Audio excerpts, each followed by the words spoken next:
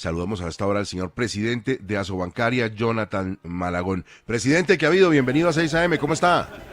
Gustavo, muy buenos días. Muy contento de estar nuevamente en los micrófonos de 6 AM. Un saludo muy especial para usted, para Diana Saray, para Espinosa, para Juan. Aquí estoy junto a Alfonso, Luis Enrique y a todos los que nos escuchan a esta hora a través de los micrófonos de Caracol Radio. Presidente, usted tiene allá a toda la banca, a todos los banqueros, a todos los principales protagonistas de la economía, pero la gente siempre está pensando en para dónde van ustedes. Yo quiero preguntarle de entrada, ¿cuántos colombianos tienen hoy acceso a la banca? ¿Qué condiciones hay para que los colombianos hoy se bancaricen?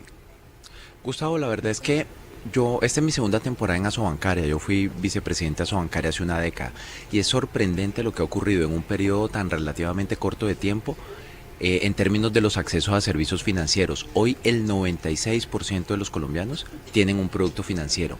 96, salió el reporte de Banca de las Oportunidades, una entidad estatal pero independiente, que mide todos los años cómo va el acceso tanto a productos transaccionales como a productos de crédito. 96, este número en Estados Unidos es 95, hay países como Canadá donde es 98, en Japón es 99, pero lo cierto es que frente al panorama latinoamericano el nivel de acceso a productos financieros de Colombia es notable. Estoy hablando de productos transaccionales, esto incluye un NEC, un DaviPlata, un Dale, una cuenta de ahorro. Entonces por ese lado vamos muy bien en términos de acceso. En términos de crédito es donde tenemos hoy los mayores desafíos, porque solo el 51% de los colombianos tienen un crédito formal, 51% de los adultos. De ese 51% de los adultos, la inmensa mayoría son créditos bancarios. Digamos que un 36% son créditos bancarios, otros son créditos de comercio, de grandes superficies. Ustedes saben que hay algunas almacenes que dan créditos, igual almacenes de muebles, también telcos que dan crédito, esos marcan como un 13% y 2-3% tiene que ver con otras cooperativas y otras fintech. Ahí tenemos un gran desafío. Nosotros queremos que por lo menos el 70% de los adultos en Colombia tengan acceso a un crédito formal y puedan superar el flagelo del gota a gota. Doctor Malagón, el año pasado cerca de 12 bancos tuvieron unos reportes de pérdida. Esto, algunos dicen, es atípico en una economía emergente. ¿Cómo vamos este año? Así es, Gustavo, es absolutamente atípico. Digamos que el sistema financiero colombiano por lo general reporta siempre utilidades que son saludables, que van en línea con el propósito de la estabilidad financiera. El año pasado un tercio de los bancos reportaron pérdidas y un tercio de los establecimientos de crédito. Colombia tiene 30 bancos, pero tiene 68 establecimientos de crédito. Un tercio de los establecimientos de crédito reportaron pérdidas. Eso, digamos que no era peligroso en el sentido en que los niveles de solvencia son buenos, los niveles de capitalización de los bancos son buenos, las evaluaciones del Fondo Monetario mostraban la fortaleza de la banca, pero en cualquier caso era una situación indeseable. Este año hemos visto cómo la recuperación de la economía colombiana, el mejor panorama en términos inflacionarios y casi que de manera consecuente, el buen panorama en términos de tasas de interés, le está dando la vuelta a estos números. Y el Pacto por el Crédito ha servido muchísimo. Eso que lanzamos el año pasado con el gobierno ha servido muchísimo, porque hoy vemos una cartera que avanza de manera suave, de manera saludable y que nos ha permitido que hoy la inmensa Oiga, mayoría de entidades estén registrando reportes positivos. Lo oiga, cual es bueno para los colombianos. Se pregunta por qué es bueno que a los bancos les vaya bien. Al final del día no son los bancos ni los accionistas de los bancos, es que los bancos son la salvaguarda del ahorro de los colombianos. La plata que administran los bancos es la plata del ahorrador. Entonces, mientras mejor vayan los bancos, mejor le va al ahorrador y hay un bien público, si se quiere, que es ese de la estabilidad financiera. antes de que pregunte Alfonso, ya que usted menciona el pacto por el crédito, que fue ese pacto que se hizo entre el gobierno y los bancos, porque el gobierno pensaba que los dineros no estaban irrigándose como debía, va a estar el señor ministro de Hacienda. ¿Será que le va a jalar las orejas a los bancos en materia de inversión social o no? Yo creo que no, porque nosotros hicimos un compromiso con el gobierno y es que incrementaríamos en 55 billones de pesos los desembolsos. 55 billones de pesos, eso es un montón. Hablar de 55 billones de pesos, hablar de más de 3 puntos del PIB incrementales. Los desembolsos a unos sectores que definimos de la mano del gobierno nacional. Y para eso nos pusimos un plazo de 18 meses. En 18 meses subir 55 billones, eso es expandir más de 20% el crédito a esos sectores, 20% real. ¿Cómo vamos en los primeros 8 meses del pacto? Llevamos 37 de los 55 billones. Es decir, llevamos 2/3 partes de la meta en menos de la mitad del tiempo. nosotros vamos a jugar mañana contra Perú. Es como si tuviéramos que hacerle 3 goles a Perú para clasificar. Y en el primer tiempo llevamos 2 de los 3 goles. ¿Está hecha la tarea? No, nos falta hacer un golecito. Nos falta hacer un gol en el segundo tiempo y que no nos hagan goles. Pero vamos razonablemente bien. Eso quiere decir que todo sea un cuento de hadas y que en Colombia el crédito se disperse de manera uniforme a cada uno de los subsectores. No, tenemos un reto particularmente en el subsector de economía popular. Vivienda va bien, los desembolsos a vivienda, en manufactura van bien, en agro va bien, en turismo va bien, pero en economía popular, aunque hemos crecido un 47%, todavía debemos acelerar más. Esperamos que funcione el ejemplo, Jonathan, y que mañana sea 3-0 allá en partido que será después de que se clausure la convención. Pero sobre estos temas, si algo se repite acá es la preocupación por el Estado, el nivel de las tasas de interés. Hay casi un pedido unánime que las tasas tienen que bajar, aunque hay distintas interpretaciones. ¿Usted cómo ve esa situación? ¿Necesitamos que bajen las tasas para mejorar el clima económico? Alfonso, lo que ha pasado con las tasas en Colombia es impresionante. Digamos, hoy se puede conseguir un crédito de vivienda por debajo del 10%. Por debajo del 10%, y para el nivel de inflación que tenemos es increíble. Casi que nunca en la historia uno ha encontrado que los colombianos se puedan financiar más barato que el Estado. Hoy le sale más barato a algunos colombianos tener un crédito de vivienda de lo que le sale al Estado endeudarse. La tasa de riesgo soberano del gobierno colombiano es más alta que incluso los créditos de vivienda. Para el nivel inflacionario de hoy, cuando estamos hablando de tasas reales, encontrar créditos del 9-10% para la compra de vivienda son créditos verdaderamente muy bajos, y por eso el dinamismo del sector.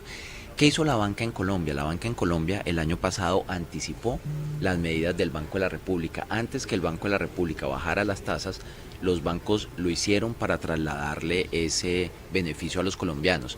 Para ponerle un número, mientras el Banco de la República bajó 200 básicos la tasa de interés, 2 puntos porcentuales, los bancos la bajaron 5 puntos porcentuales en promedio. Entonces, por supuesto que conforme la inflación vaya convergiendo hacia los niveles de largo plazo, cuando el Banco de la República termine digamos que prudente proceso de reducción de la tasa de intervención, tendrán los bancos mejores condiciones en términos de liquidez para irrigarle tasas más baratas a todos los ciudadanos. Estamos hablando con Jonathan Malagón, el presidente de Asobancaria, que está en su convención en Cartagena. Diana Saray, la escucha el doctor Malagón. Doctor Malagón, ¿cómo está la cartera vencida de los bancos en estos últimos años? ¿Los colombianos se están pagando, colgando con sus créditos o están pagando puntualmente? Ya, Saray, me alegra mucho saludarte. Los colombianos son buena paga. Yo eso lo he sostenido siempre. El colombiano es buena paga.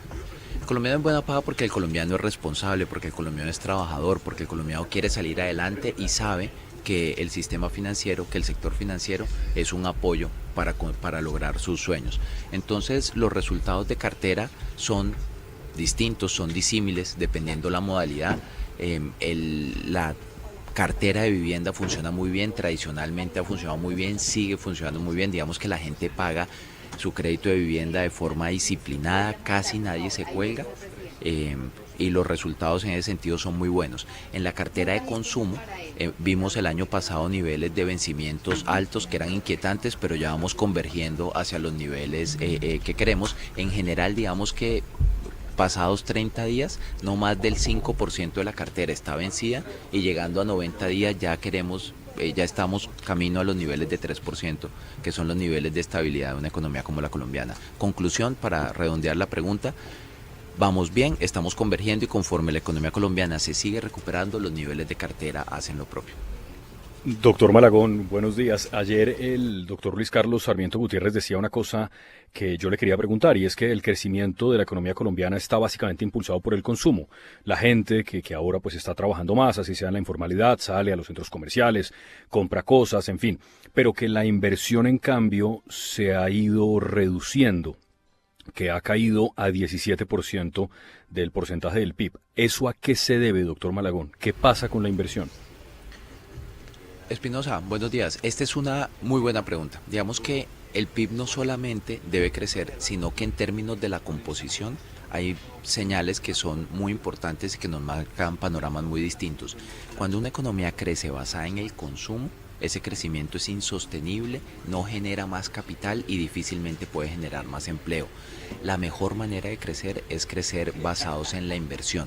Eso ayuda a que el crecimiento a largo plazo sea más alto. Hay unos cálculos de Fedesarrollo que dicen que si la economía tuviera niveles de inversión del 30%, puede crecer el 4%.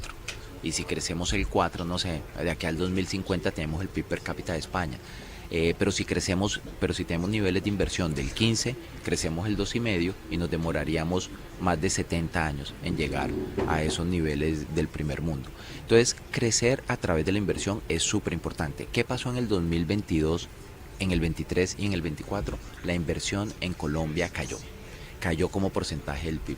Ahí hay una mezcla de factores. Por un lado, digamos que tenemos condiciones de liquidez muy complejas, altísimas tasas de interés, altas inflaciones y también menor disponibilidad a invertir por parte de los empresarios. Y quien tomó las riendas del Producto Interno Bruto en ese momento fue el consumo y el gasto público, que hemos visto en los últimos 2 trimestres y curiosamente desde que empezó el Pacto por el Crédito, que la inversión volvió a ser el motor, volvió a ser la punta de lanza del crecimiento de Colombia. ¿Eso sirvió para revertir el resultado de 2 años? No, pero sí marca una suerte de punto de inflexión. ¿Qué ocurrió el último trimestre del año pasado? Creció la inversión. Y esto lo quiero decir además con mucha claridad, la inversión en Colombia creció fundamentalmente por el sector bancario, porque cuando uno revisa los datos de la Superintendencia de Sociedades, hay 2 maneras para que crezca la inversión en un país, Espinosa: o los accionistas ponen más plata o se endeudan, una de las dos. Y cuando vamos al nivel patrimonial, en los reportes de la Superintendencia de Sociedades, el nivel de patrimonio no ha aumentado, no ha aumentado por parte de los accionistas, pero por el contrario sí que ha aumentado el endeudamiento, es decir, creció la inversión por primera vez en 8 trimestres a finales del año pasado y crece también el primer trimestre de este año gracias a el endeudamiento, en gran medida gracias al Pacto por el Crédito. Entonces, digamos que redondeando esta idea, sí es cierto lo que dice el doctor Sarmiento, hemos tenido unos años muy complejos por el desplome de la inversión, pero también lo es que los últimos meses nos muestran que comienza a recuperarse, que tocó piso, que hay una suerte de punto de inflexión y que avanza conforme también avanza el crédito. Doctor Malagón, el presidente Trump ha anunciado una serie de medidas como que, por ejemplo, Estados Unidos dejará de fondear esos bancos multilaterales que financian proyectos en países como Colombia y donde los proyectos los hacen los chinos, empresas chinas, como es el caso del Metro de Bogotá. Si eso se llega a concretar, ¿la banca colombiana tendría como financiar o fondear esos grandes proyectos de infraestructura como la segunda línea del metro, o eso ya se sale de la esfera de la banca colombiana? Juan, muy buenos días. Qué pregunta tan interesante pero tan compleja al tiempo. Digamos que justamente el día de hoy vamos a tener en el marco de la Convención Bancaria una conversación de cooperantes. Queremos que vengan los bancos internacionales, queremos que vengan las grandes agencias internacionales y que nos planteen ese panorama de financiación.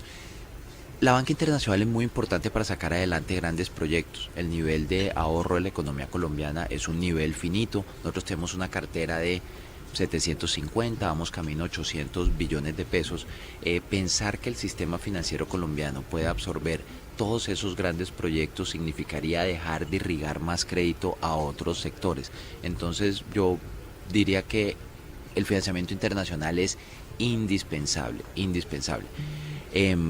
El Banco Interamericano de Desarrollo es un actor importante, el Banco Mundial también está el Banco Centroamericano de Integración Económica, está IFC. Entonces hoy justamente vamos a tener una conversación sobre eso. ¿Cuáles son esas líneas de redescuento de manera internacional, de banca internacional, que nos van a permitir seguir adelante con proyectos estratégicos y traer también al país mejores condiciones de liquidez? Yo confieso que con todo lo que está pasando en el panorama internacional uno puede muchas veces estar desesperanzado. Sin embargo, yo soy optimista porque lo que ocurre en países como Colombia frente al panorama de incertidumbre que se ve a nivel global, los emergentes siguen siendo un gran destino para que lleguen los recursos de los inversionistas. Cuando antes ocurría algo muy curioso, siempre que había incertidumbre en las grandes economías, el dinero iba hacia las grandes economías, la incertidumbre en la gran economía castigaba a los emergentes. Hoy las cosas son distintas, esta vez es distinto y por eso vemos que el dólar, por ejemplo, sigue su valor, el peso no ha tenido grandes depreciaciones, sigue habiendo un gran apetito por países emergentes, lo que incluye por supuesto a nuestro país. Jonathan Malagón, el presidente de Asobancaria, estamos en la convención bancaria y seguiremos, por supuesto, cubriendo todo lo que pase en este importante escenario. Doctor Malagón, antes de despedirlo, la de siempre, esto, aquí nadie descubre que el agua moja. Tengo 1.000.000 de pesos, ¿qué hago con él? CDT, dólares, ¿qué hago con el millón? Yo diría que apostarlo en el mercado cambiario puede ser muy peligroso. En estos niveles de alta incertidumbre, si tiene tiempo, uno podría jugarse la inversión en el mercado cambiario, pero en el corto plazo puede no representarle mayores utilidades. ¿Qué está muy bueno ahorita? Los CDTs de los bancos. Entonces, estamos hablando de tasas que van del 9 al 10%, algunos incluso por encima del 10%, cuando la inflación tiende al 4%, son rentabilidades reales del 6%, entonces qué buen momento para llevar los ahorros al sistema financiero. Mire, ¿y qué piensa el consejo del ministro de Salud, el doctor Jaramillo, de meter el millón debajo del colchón? No, pues gravísimo, se lo come la inflación a la vuelta de varios años. Flaco favor le harían a los hogares a la vuelta de un par de años, ese millón alcanzaría para comprar muchas menos cosas. Doctor Malagón, muchas gracias, muy amable. Me saluda el doctor Jaramillo, si lo ve allá en la convención. Un fuerte abrazo, un gusto estar en los micrófonos de 6 AM.